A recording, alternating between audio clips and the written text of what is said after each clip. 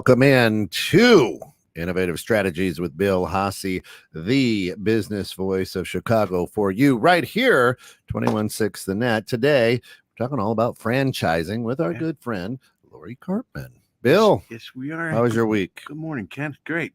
Don't say great. You've been going crazy.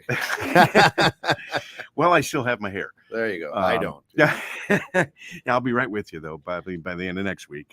Yeah, it's a busy week as we're looking straight into the sun here with next week with the virtual conference. Latinx going on starting next Tuesday through Friday. We've got 60 speakers from all over the world talking about financial literacy, entrepreneurial skills, teaching to the underprivileged in those 6 Latin American countries and beyond. There's watch parties around the world, so we're excited. But it's a lot of work, and but I have to admit, everything seems to be in order and doing well so far. So knock on wood, we'll stay that way. But today I want to bring in our special guest, Lori Karpman, because we got a subject we've never brought up on this show before, and that's franchising. That's a big part of small businesses, huge part of small businesses. And Lori's been at this 35 years, and she is the guru. She's the gal you go to. So welcome, Lori. Thank you for joining us. Oh, it's my pleasure. Thanks for having me. Yeah, it's franchising is a different kind of world, right? It's not just a mom and pop open up one shop. I had a friend who was looking to buy a McDonald's, and they told him he had to buy 3. Right. He couldn't buy just one. So that made me think, boy, there's got to be a lot of quirky things that are different with franchising, as opposed to just opening up a brick and mortar one shop. Oh, absolutely. It's a completely different thing. Well, fill us in. Well, when you buy a franchise, you're buying a business in a box.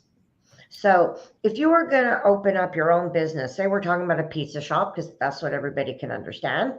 So if you're opening up your own pizza shop and you're putting up your sign that says Bill's Pizza, nobody knows what Bill's Pizza is. You don't have any goodwill attached to that name. Plus, now you have to come up with all the recipes. You need to source all the supply. You need to do the menus, need to do the promotions. And it's just a lot of work that most people, if you've never, if you've never had a business, most people don't know how to run a business. And that's why franchising is so beautiful, because you buy this system. You buy a business in a box.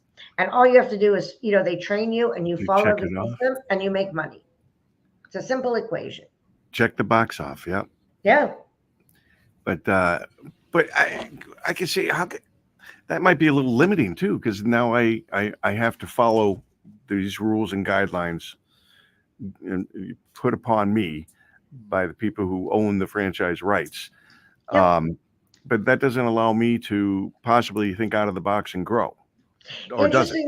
Oh, no, it does. Interestingly enough, it does. Franchisors, when they look at candidates, they're looking for people that I call intrapreneurs and not entrepreneurs. Because entrepreneurs are the franchisors. The entrepreneurs cannot stay within a box.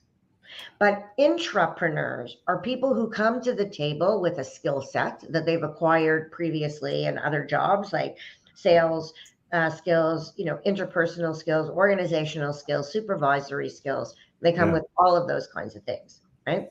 And then you're working within this box, but franchisors really like it when franchisees come with ideas for new products or new promotions. So there's a time and a place for everything. You can, if you have a great promotion or a new great product, you just need to get approval from the franchisor first. Okay. Which is generally not unreasonably withheld. Okay, that's very interesting. But like as you said, people come in from all different types of backgrounds, but that doesn't mean they know everything. They don't understand what the branding is, what marketing is, what sales. You talk about a pizza shop, so you do a mailing in the general local area. I know, I worked with a gentleman who did own a restaurant, and he would give away money. He'd say $5 off if you spend $20. Right. And it was amazing how the people would come in and they would look at the menu and they would find the things they liked that added up to $20.05. Yeah. So they get the $5 off. Mm-hmm. And I looked at the owner and I said, "Why are you giving away money? Why give? you're giving away your profit, because if you're giving $5 away on a $20 bill, right, that's 25. There's your margins. Are you making 25% margin on your stuff? Because most restaurants are not. No. You know, and they're much tighter than that. And I said, you give away product. You don't give away money. Yeah. But you just kind of looked at me like a deer staring into headlights and just said, I don't understand what you're saying. Yeah. But because he wasn't a restaurateur, but he wanted to be. Right. Well, believe it or not, you know, people want to buy franchises and they come and they say, I want to buy a restaurant. And I said, well, why do you want a restaurant? They said, well, I love to cook and I love to eat. But they don't understand that the restaurant industry is the toughest industry in which to make money. It's the hardest because all your costs are fixed. You just have your labor and you have your, you know, your inventory and supplies. Those are the only two of your margins that you can actually monitor. But the other things, like your electricity, your rent, I mean, those are all fixed costs. So there's nothing you can do. So if you're wasting money on wasted food or wasted labor, that's comes straight out of your profits. Yeah, you know, good point that you bring up, because especially in the restaurant industry, and this is a world I know pretty well, you know, there are things like, so the gentleman I worked for, he would ask me to make specials, and then I would provide those, and then he would say, okay, we need to put that on the menu. And I would look at him and say, okay, what are you taking off? Right. And he would say no, because, you know, we go into those diner restaurants and stuff like that, and you open it up and there's 4 or 5, 6 pages of different food that you can order. That's a lot of product that you have to buy and store, right? And then prep work is there's much more prep work the more food you offer out on the menu. So there's higher costs there, and you're still at the mercy of people coming in and enjoying what you provided them and coming back. Yeah. And sending out positive words to the neighbors, friends, and family. Because we all know if you do one thing wrong, they'll tell 100 people. Yeah. You do everything right, they'll tell a couple. Yeah, that's very true. Yeah, but what are some tips that you know when you want to look into getting into the franchise world? So I've never been in it, and I know you have a way of saying, hey, let's do it with somebody else's money. Mm-hmm. That's what franchising is at the franchise level for the franchisor, which most people don't understand because it's really a fine-tuned point. But franchising your business is a way to grow your business using other people's money. So, for example, let's say you have a business that it costs $100,000 and you want to open 10 of them this year. So you need to go to the bank. You need to borrow $1 million. So now you've got $1 million debt on your financial statements, not to mention the interest. Right? Then you have to go out. You actually have to build the 10 locations. You actually have to manage the 10 locations. And so you need a bigger support team. Right? And that costs, and it costs hundreds of thousands of dollars.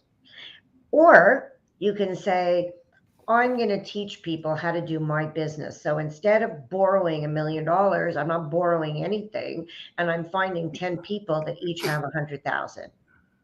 And then they come in and they operate my concept the same way that I do in whatever territory it is that they buy. So it's really a financing decision. If you have your money and money is no object, you can do it corporately. But that's not true for most businesses. Well, right. Absolutely. I mean, yeah. So for instance, I know there was a pizza place near my home that's a franchise, and I guess I'd heard there was like 300,000, let's say, to get into that. So if I wanted to do that, I wanted to open up one of those. Do I have to put up all 300,000? How it works is for the franchisee. How it works is it's very different in the U.S. than it is in Canada. And in the U.S., it's much easier to get financing. In the U.S., you need to prove that you have liquid only 20% of the investment. So if it's $100,000, you need to have $20,000, and then you can borrow the remaining 80. Okay. There's various programs that are out there, like small business loans, that are actually meant for people who are buying franchises, there's ways that you can use your 401k tax-free without taking the money out. So there's all sorts of, various financing vehicles that franchisees can use. So do they pay the 300,000? Ultimately, yes, but they pay it out over 10 years. Okay. And is it mine after 10 years then? No, that's the thing about franchising. What you're doing is after when your agreement expires, usually there's like 2 renewals, right? So it's usually like 10 years and then you get 2 10-year renewals. So you're looking at 30 years. I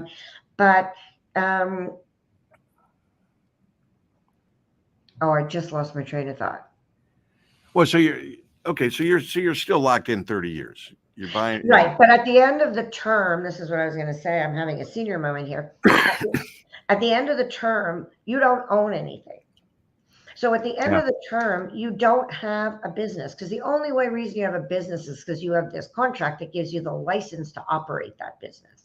Mm-hmm. When that is over, you really don't have anything. You just have the value of whatever your assets are, or whatever the leasehold improvements or stuff like that. That's yours. Yeah, so you're leasing a business. You're leasing a business, exactly. That's exactly how it is. Without the ability to buy it in the end. So it's very risky, because if you as the franchisor misappropriate funds and run a bad business, it could go belly up, let's say, right? And I'm left with what? Nothing. Well, you're probably still left with the debt. It's a unique situation, though. First of all, you don't really hear too many franchisors going bankrupt. When they do go bankrupt, what ends up happening is that the remaining franchisees buy the logo and the trademark, and they continue operating under the same name. But franchising is the least risky way to go into business, because you don't have to have business expertise or business experience, nor do you have to have any experience in the industry of the franchise that you're buying. So when you look at the statistics, and this is actually true statistics, that after 5 years, 80% of independent businesses have gone out of business. After 5 years, 90% of franchise businesses are still in existence. So, really the numbers support the model. Sure. So I'm going to put a railroad crossing arm down here and say, I love what you're saying. What makes you the guru, Lori? What makes me the guru? I've been in franchising for 40 years. So I'm a recovering attorney. So I practiced franchise law for some 35 of those years. Mm-hmm. I also have been a franchisor myself twice. And I've also been the master franchisee for Pizza Hut for the province of Quebec for 10 years. I had 42 locations. Wow. So, then I created a chain of restaurants from scratch, which I franchised and then subsequently sold. And for the past 20 some odd years, I've had a full service franchise consulting company. So brands come to us and we're a completely one-stop shop. We do legals, we do financial, we do marketing, we do sales, we do recruiting, we do operations. So we're a one-stop shop. And my tagline is, we're so full service, we even worry for you. So, and I'm also a published author. So if you put my name into Google, you'll see I've got like 17 pages of articles about franchising that have been published. So I guess Yeah, I know. Yeah. That's one thing I know.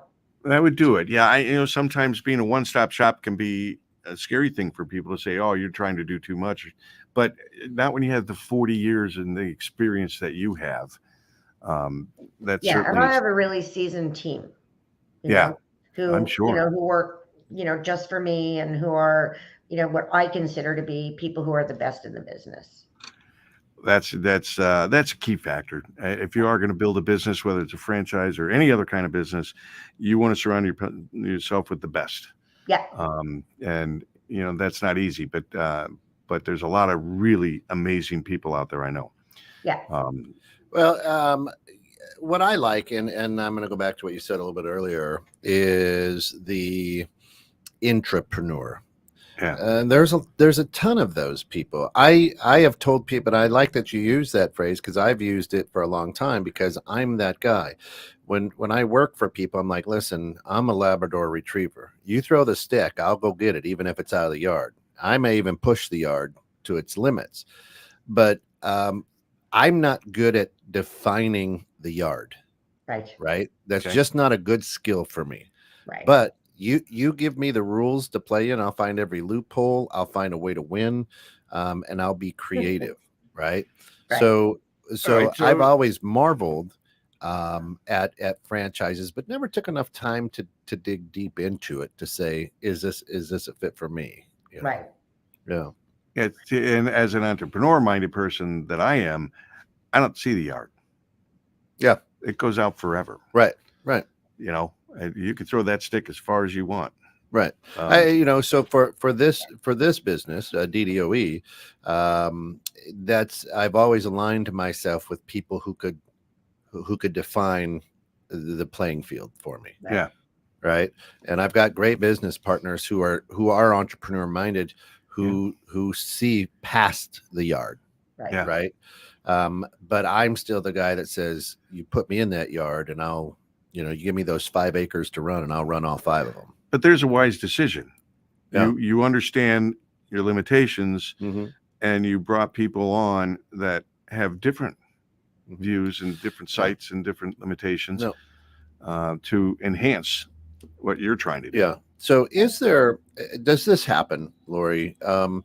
I am running your Bill's Pizza franchise, and I'm rocking and rolling. Can Bill come in and go, you're out, this is mine?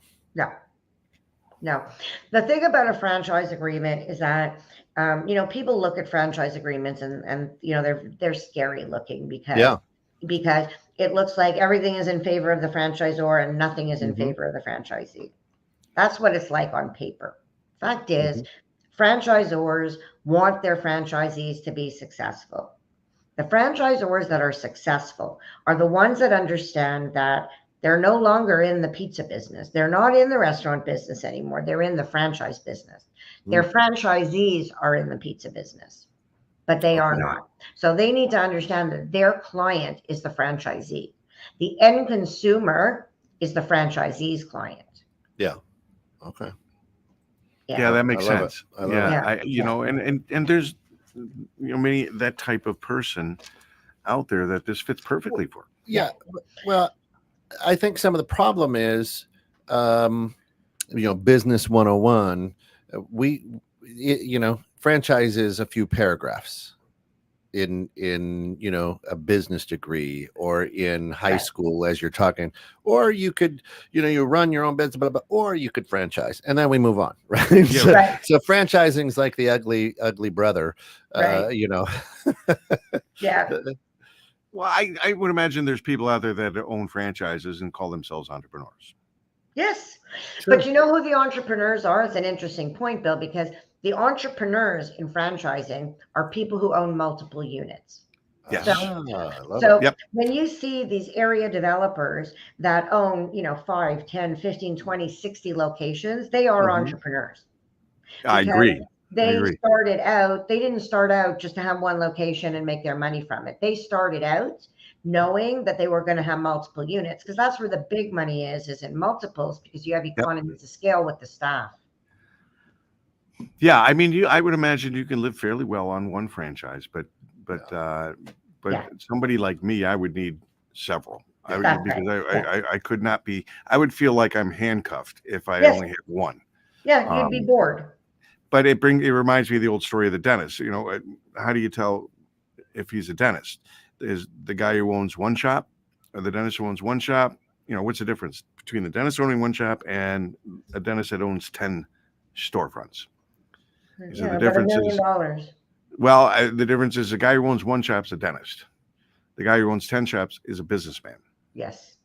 We look upon it that way, but that's very accurate. Yeah. But a lot of people, COVID was a real boon to franchising, because people were getting packaged out of corporate America and they're too young to retire. Or they realized how vulnerable they are because they work for one employer and they could lose their job tomorrow. So, so people started looking at franchises because it's the easiest way to get into business if you don't have, especially if you have no business expertise. Because the beauty of franchising is that you don't need to know anything. The franchisor trains you on how to run your business, how to do your marketing, how to do the operations, how to do the administration, how to deal with staff. So you get a complete training from the franchisor when you start. So, they really, the good franchisors, I was saying earlier, will really put in the time and money and invest in the success of the franchisees. Yeah, it's as Ted points out, it was a big boom to his company. Sure. And yes, we had a lot of people leave the corporate world or pushed out, or just decided that, now they had time to sit back and think about it in retrospect and say, this isn't what I want to do. I'm just not happy. Yeah. Yeah, they want to do something for themselves. Like they're realizing they want to be masters of their own destiny. But I'm still seeing all these storefronts that are empty. We still have a long way to come back from the effects of the pandemic, and I'm guessing that franchising is one way to bring these storefronts back, these brick and mortars. Yeah, absolutely, absolutely. But it's interesting because the fastest growing segments in the franchise industry are things that are in professional services. So home care, senior care, gardening, meal replacement, HVAC, lawn care. That's where you've seen the biggest growth in the franchise industry has been really in those sectors, because those sectors are pretty much recession proof, right? If you have a pool, you need to maintain your pool, whether it's in, recession or not. You want to use it, you need to maintain it, right? If you have heating and ventilation, you need an HVAC guy.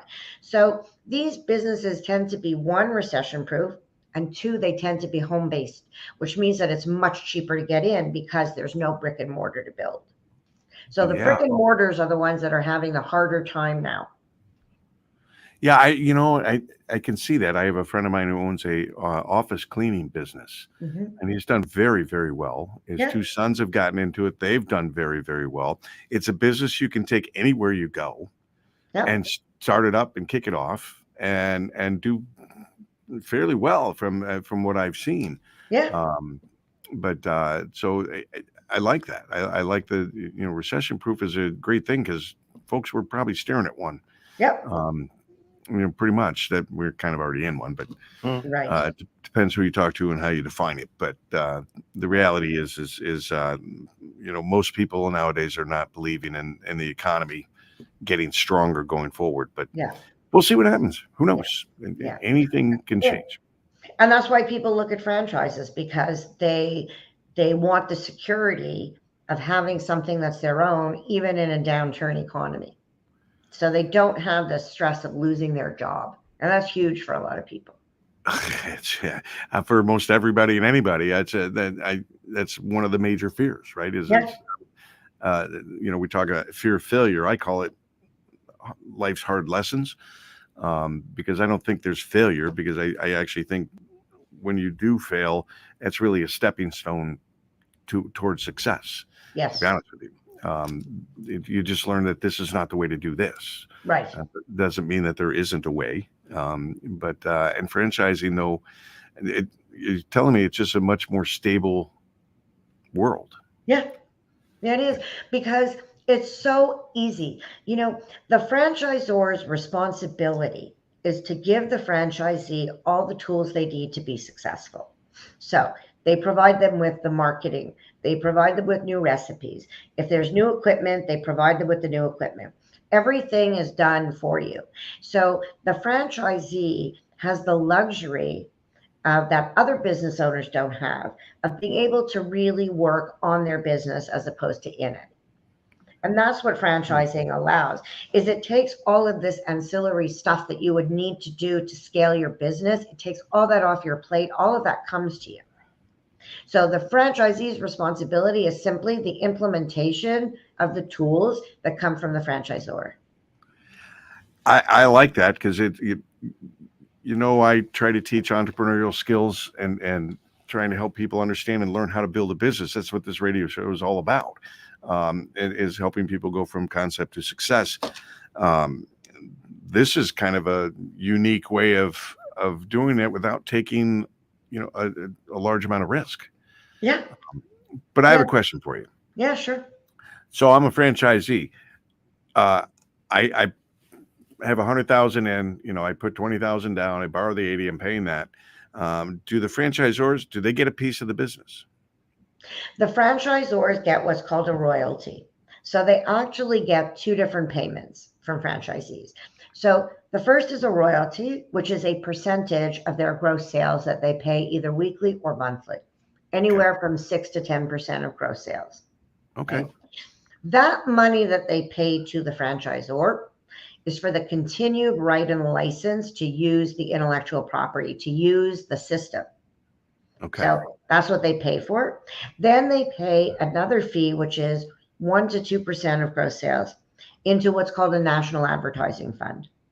So that is a fund the franchisees pay into it. It's not the franchisor's money. It's held in trust for the franchisee. And that is spent on marketing for the franchisees.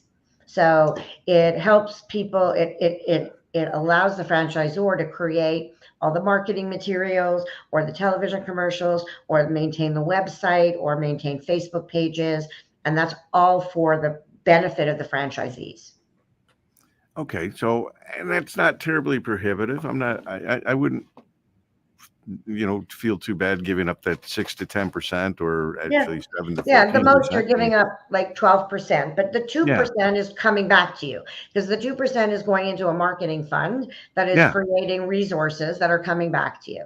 It's driving your market. It's driving your marketing. Yeah. Yeah. So, I mean, it's much cheaper than hiring a marketing firm. So, how do I choose? So you're the guru. I can go to Biz Buy Sell, and there's thousands and thousands. And there is 731 to be exactly in the U.S. 5,731 franchises. All right. And now I can also be a franchise consultant out there for $50,000. How do I know, right? If I should put my money into that particular.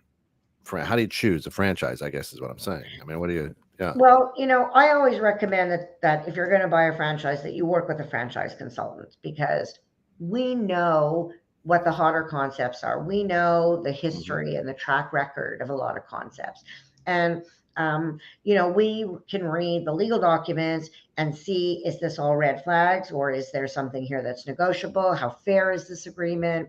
So I have a matchmaking process. And I take people through this process where we spend a lot of time discovering their likes, their dislikes, their hobbies, their passions. And I always start with a really simple question. And I say, if we were sitting in a perfect world and you get up tomorrow and you go to business and you love what you do, what are you doing?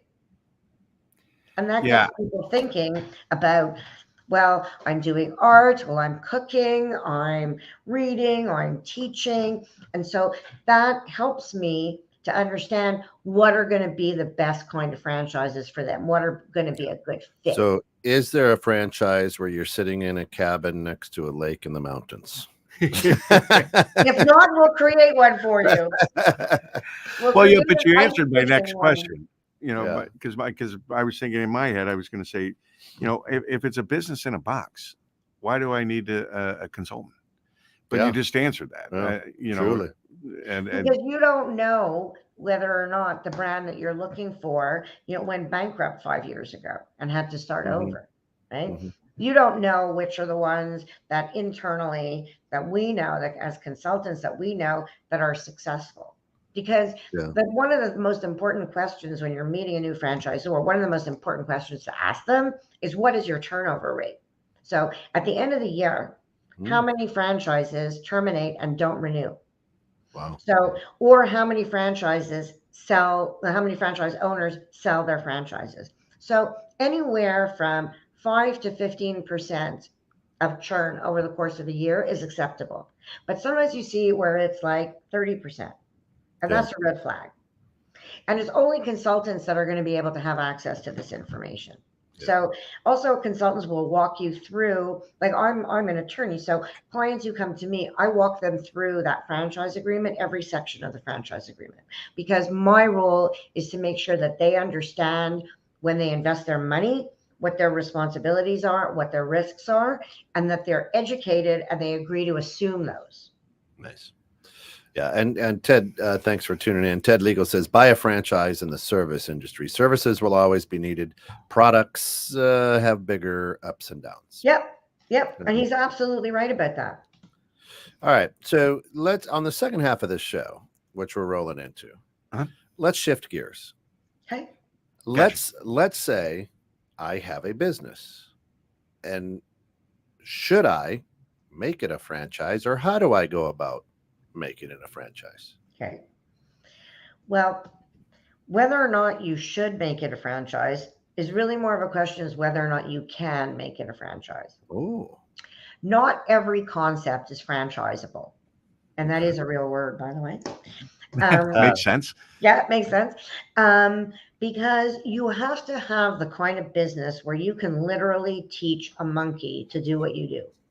So you have to have a kind of business where you can put in operating procedures and guidelines for people to be able to follow. And if they follow these guidelines, they'll get the same results that you got.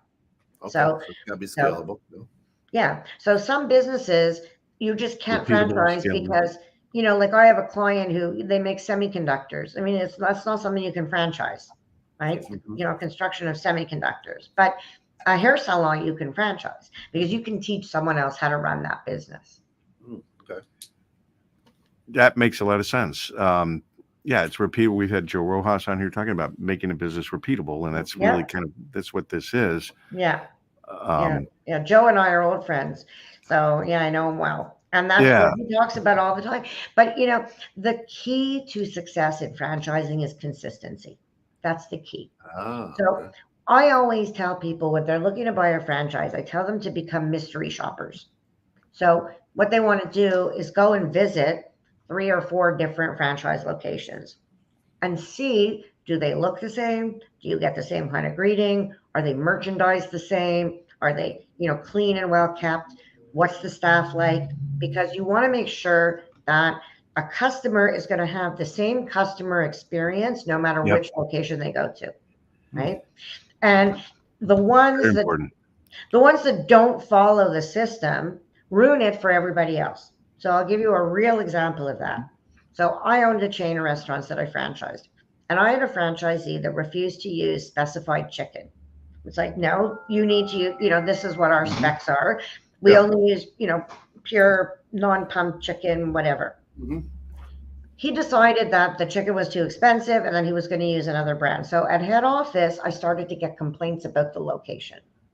So I go to the franchisee and I say to him, listen, you have to use approved product. You signed the agreement. And he's like, it's my money and I'm going to decide how I'm going to spend my money. Yeah. And if I want to do this, I'm going to, and I say, no. I said, let me make this very simple for you. I said, I've invested over $1 million in this business and I have to protect every single franchisee out there. So if you're serving crappy food, what happens to my guy in Ottawa when the same people are in Ottawa and they say, let's go to Zing. And you say, oh no, I was there in Montreal, it was horrible. So the guy in Ottawa who's doing a great job now has his business ruined because you in Montreal are not doing the right things. And ultimately at the end of the day, I ended up putting on a lock and closing it. I love the checks and balances. And I love the fact that you do protect the franchisee.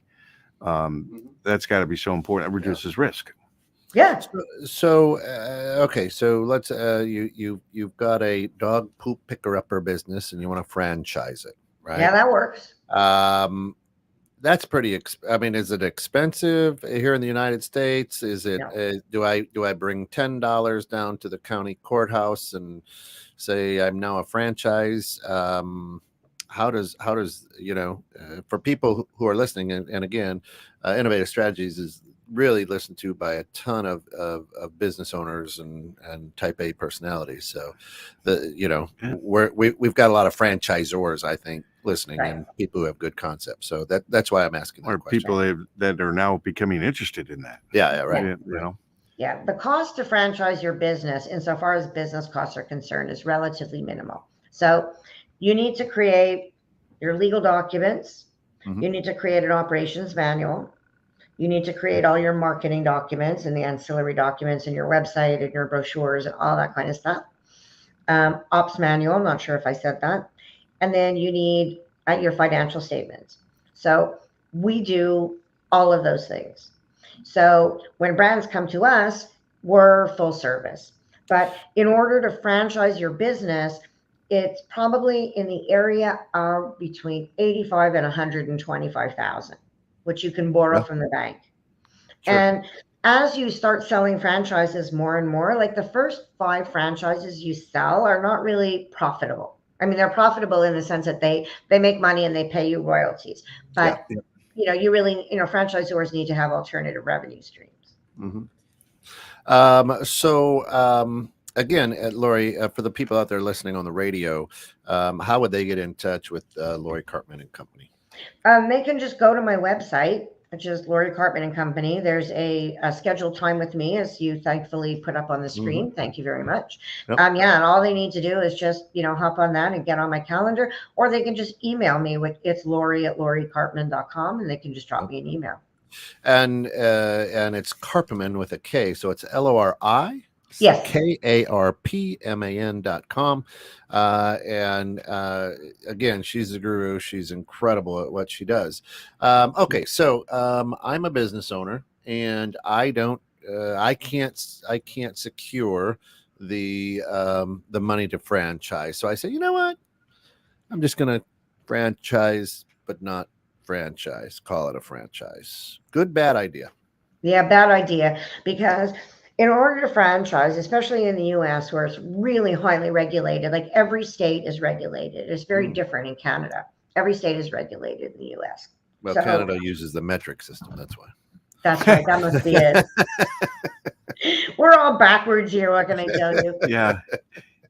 Yeah. But most of my business is in the US, so I understand the US market. Yeah. So again, you were saying that every state is regulated. So I'm like, boy, I don't have 100,000 to get my dog poop picker company into Nevada. So I'm just going to go there and open a shop and put somebody in charge. As a business owner, you can go to any state and you can open up a business. You just can't call it a franchise, because if you call it a franchise, right, you will get nailed by the franchise legislation.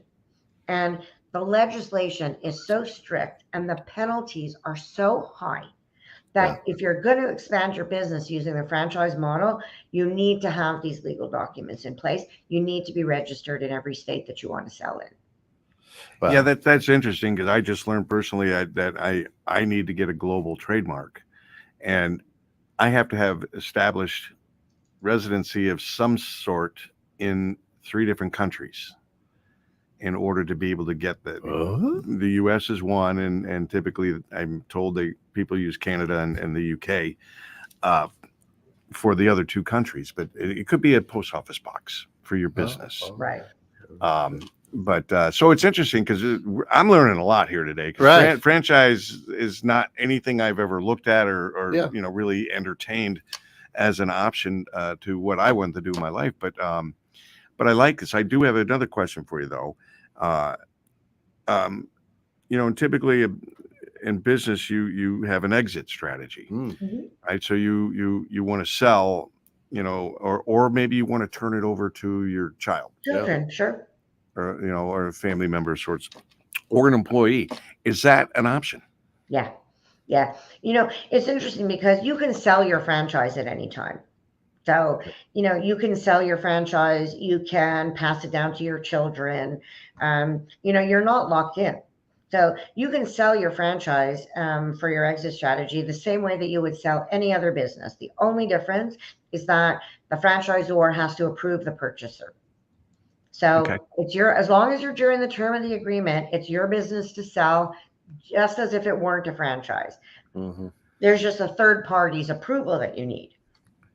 Yeah, I from what I'm hearing is a franchisor probably isn't going to have much of a problem with that, because you're a business in a box. Yeah, Yeah, as long as the person who comes to the table, has the financial and the psychological wherewithal to run a business, franchisors usually don't turn it down. It's very rare that they don't approve a transfer. All right. Well, you said psychological, so that gets rid of family members. But no, this is really an interesting subject because it's a whole different way of looking and doing business than anything we've looked at here and anything I've looked at. And it's interesting. But it almost sounds like it could be boring. It's not boring because ideally you're buying a franchise in a sector that you really enjoy working in. Okay. So, like they say, if you love what you do, you'll never work a day in your life. Yeah. It applies to franchising they forget to as tell well. you what that is, though. Yeah, right. Actually, that's the biggest fallacy. And that could be for another show. But if you love what you do, you work hard. You just don't mind the hard work. There you go. There you go. I mean, I work like a dog, but I love what I do. Yep. So, right. It makes it doesn't feel like work. It doesn't feel strenuous. Yeah. No, and I know that feeling too. It's people tell me, give him this task to do because he's the busiest person I know, and you always want to give the busiest person, the task because they know you'll get it done. Right. But I can see, because I like to build businesses. I don't like to necessarily manage them, and so managing to me is kind of boring. Right, but it's interesting you should say that because a lot of concepts, and 20 years ago they didn't do this, but right now a lot of concepts will allow someone to buy a franchise and be hands off. That you could buy a franchise and put a manager in place, or hire a manager or a general manager, and then you can be an absentee owner effectively, or you have to be there to oversee the business, but you don't need to run it. And typically, but you're not going to make as much money either. Well, that's it, because franchising is made for the franchisee to be the manager, so they're the one that's taking out the manager's salary. Yeah. Right. Okay. So if you put a manager in, but if you're looking at a business, at a restaurant that's doing $2 million a year, you're going to have 4 managers because that's what you need. If you're running your mom and pop franchise on the corner that does $500,000 a year, the quality of what you're going to need in a manager is going to be very different. Sure. That's a good point.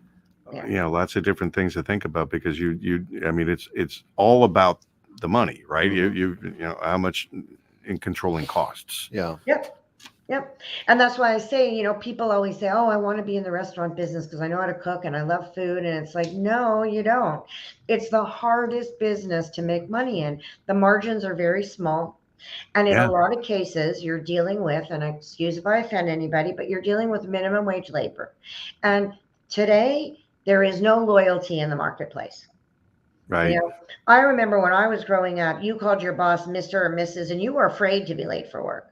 When I had my restaurants and I was starting to deal with, what then would have been the Gen X, they were like, for $5 an hour, one of my dishwashers quit, not $5, 5 cents more an hour. My dishwasher quit in the middle of a shift to go work for my competitor across the street.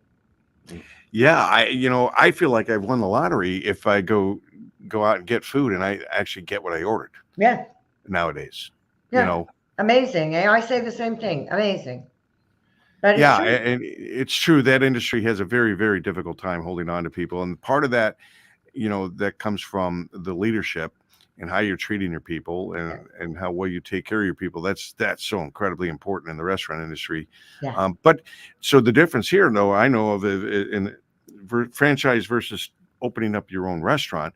When you go to open up your own restaurant, especially if you've never opened one before, you want to talk to those food service people. They're going to say, I want cash up front for at least the first 6 months until we see you actually gaining any kind of traction. Yeah. And that's a tough nut to get past, right? Yeah. Whereas I would guess if you're a franchisee, that might be an easier workaround. Okay. Yeah. And also if you're a franchisee, depending on the size of the system, all franchisors get rebates from suppliers. I mean, that's just the way it works. And there's nothing wrong with it. And it's not illegal. And it's franchisors need to have multiple revenue streams. So they will get rebates or volume discounts and all of that kind of stuff. So that's where they're making the additional money that they need, because they can't live on royalties alone. But the franchisee is still getting a better deal. Even though the franchisor is getting a volume rebate, the franchisee is still getting a better deal than if he had to go out and buy it himself at a Costco or, local supermarket or whatever. Yeah, it's with franchisees.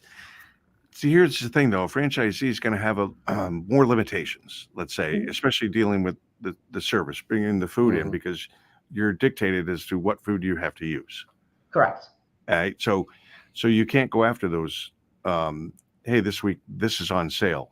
When Gordon Food Service comes out and says, we or any of these other big ones, and they come out and they say, hey, price of eggs just went up. Yeah, but we got this on sale this week. If you're looking to buy, different products and things, so a franchisee might not be able to take advantage of some of those scenarios and situations. Yeah. But I like the idea of a return of investment. Yeah. And I like what Ted says is, restaurants, they go on the food, not necessarily on the brand. I mean, you take a look at Harley Davidson makes more money on their clothing and accessories than they do on their motorcycles. On their bikes. Yeah. Which is a brilliant strategy. Yeah. Nike actually makes probably more money on Air Jordan, than anything else on that brand. Now I come to you, Lori, and I show up and I say, hey, Lori Karpman and Company, I've got a dog poop picking up business. I want a franchise. I can have that franchise up and running across America in a week, or does it take a year? Does it take? No, it takes 3 to 6 months to get all your ducks in a row.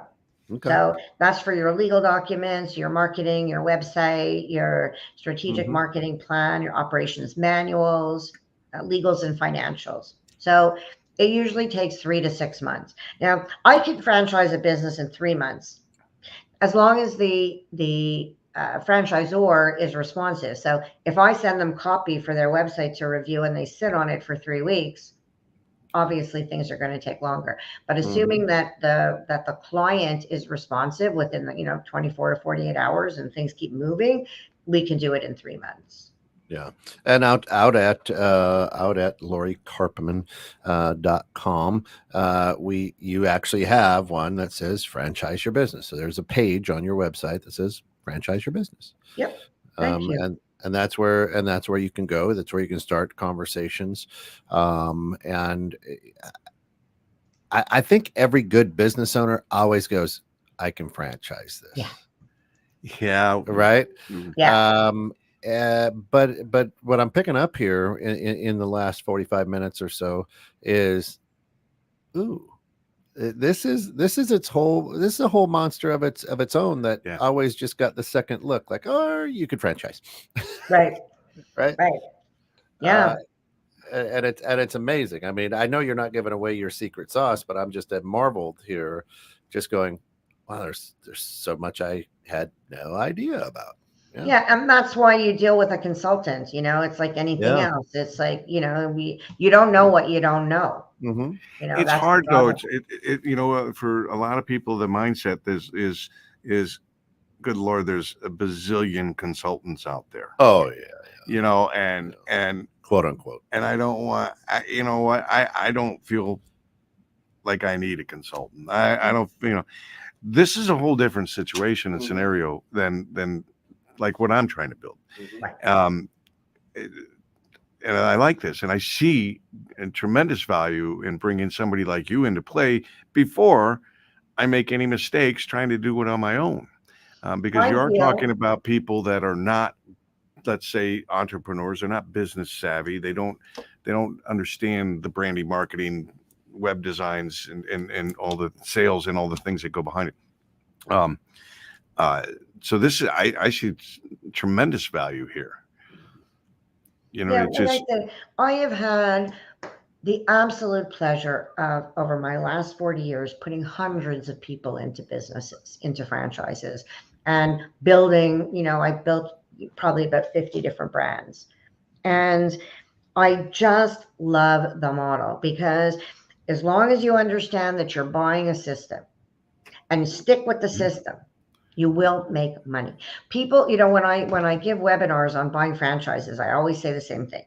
Within the first year, the franchisee inevitably thinks that they can do something faster, cheaper, better, Yep. more efficiently. I was gonna say, right? And the fact is they can't. And once they start thinking that way and they start tweaking their system, that's when they start losing money. And then they come back to the franchisor, or they come to someone like me and they say, I want to sue the franchisor. I said, well, did you follow the system? Well, no, we didn't do this. We didn't. I said, okay, you know what? You go back and follow the system and then come back to me if you're not making money. But you cannot complain that you're not making money if you're not following the system that you bought. And people forget that they bought it because it was the system and they think they know better, but they don't. And that's when they start getting into trouble. And this has been on this show in the past, and Kent will recall, because I bring it up with when I came out of the trading pit, some of the traders tried to sell trading systems. He said, but here's the problem is human nature tells us or makes us believe that I can tweak this. I can tweak it here. I can tweak it there, maybe squeeze out another 1% or 1.5%. That's going straight into my pocket until all of a sudden it blows up in their face because the system is the system because it works. Right. It's not there as a guideline for you to tweak and move on with. It is a system. It's not telling you to try to improve on it. Right. It's trying to tell you just don't be the dummy that thinks you can tweak and make it better. And once I say it, you'll see why this is true. But you know who makes the best franchisees? Who's that? Veterans. Okay. Veterans are the best and most, if any system that has veterans in it will tell you their veterans are their star performers, because veterans come in and they're used to being in this system and they follow all the rules because that's what you tell them to do. And they believe, they take orders, and they do it the way the manual says, and they are all successful. And most franchisors will give veterans financial discounts on the franchise fee or on the royalty fee, to thank them for their service. Oh, that's incredible. What a great point. To all our veterans listening in, hope your ears just got perked up a little bit because there's opportunity. Oh, yeah. There's opportunity all over the place. And not all of us believe that there's really all that much opportunity out there right now. Right. But there is. There is. We just, we just have to seek it out and find it and then develop it. But this has been an incredible conversation here. I sit here and just say, before today, before meeting Lori, was like, oh yeah, no, let me get online, let me look at some Google reviews of these franchises. I've got $30,000. I think I can invest that. That sounds like me.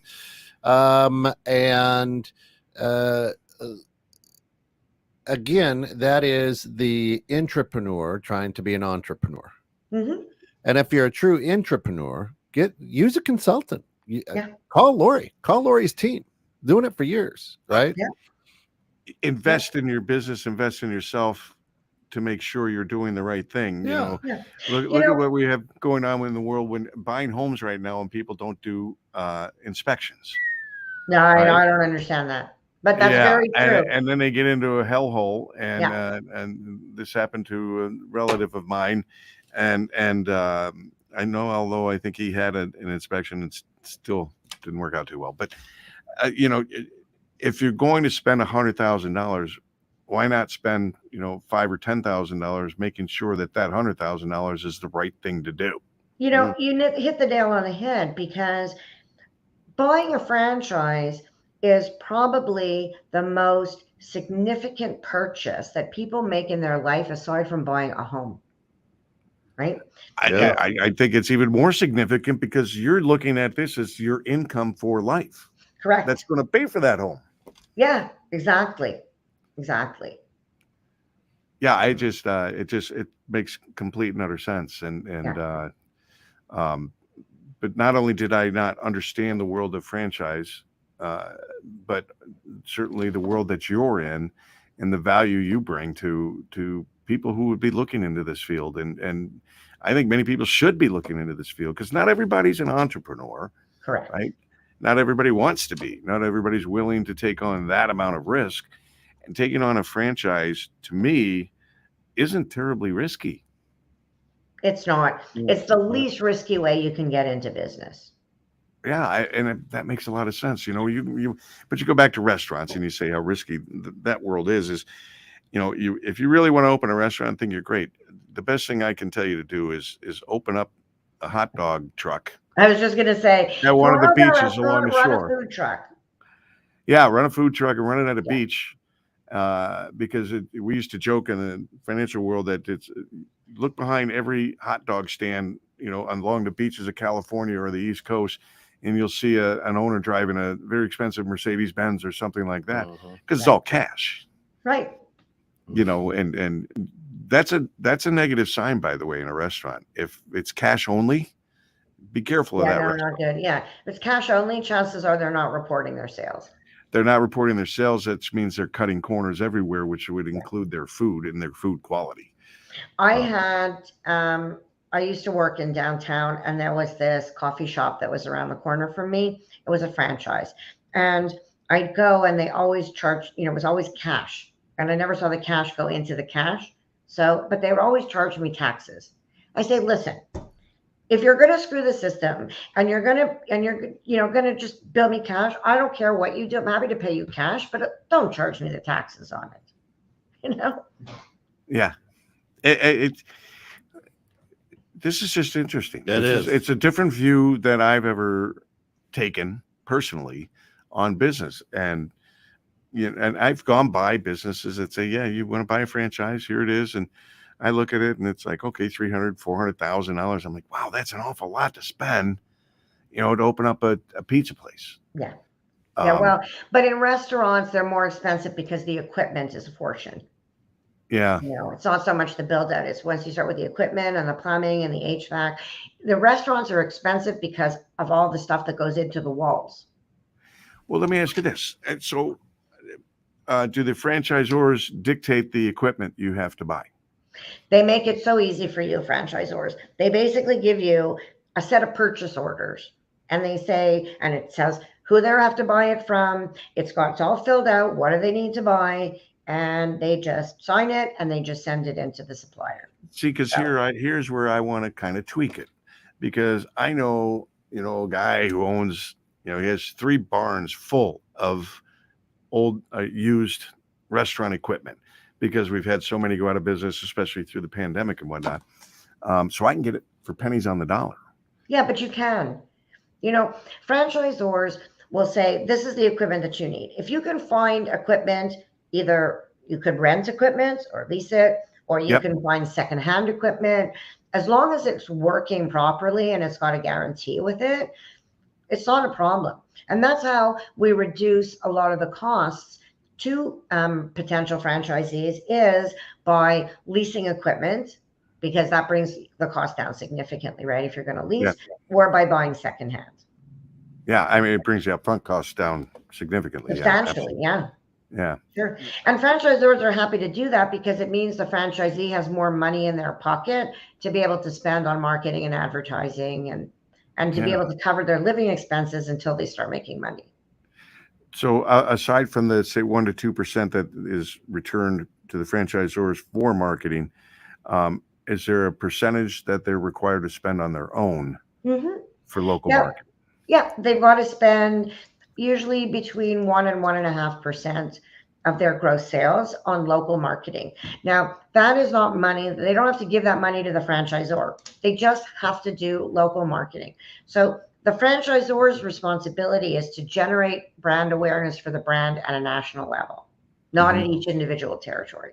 The franchisee is responsible for advertising the brand in their local market. in their territories. Right. But from the 2% advertising fund, that's where the franchisees are getting the marketing materials, the coupons, the promotions. So they get all that stuff. So they just need to print it and distribute it.